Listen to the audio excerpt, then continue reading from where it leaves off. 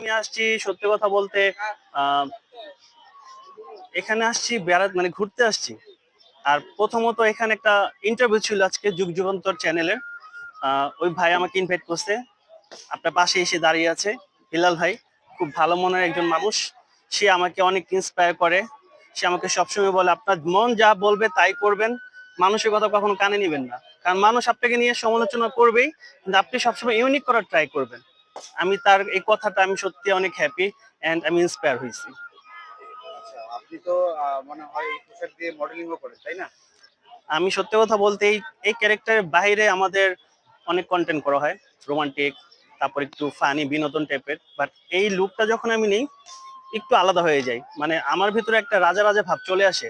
এটা আমি না, যদি এখানকার মধ্যে আমি যে কাউকে যদি ড্রেসটা পরে তার মধ্যে একটা রাজা ভাব চলে আসবে। এটা আসলে সেই মানুষটা দোষ না বা আমার দোষ না, দোষটা হচ্ছে এই ড্রেসের। কারণ এই ড্রেসটাই হচ্ছে রাজা রাজার একটা ভাবওয়ালা এরকম কিছু। আর আমার সাথে পরিচয় করে দিই, আমার সাথে আছে আমার কুইন। আজকে কুইনকে চেনাটা অনেক টাফ হয়ে যাবে, কারণ কুইন আজকে কুইন লুকে আসেনি, ওয়েস্টার্ন লুকে আসছে। কুইনের মুখ থেকে কিছু শুনেন।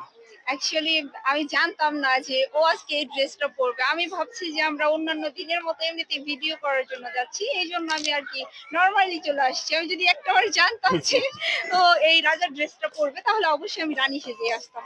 ধন্যবাদ।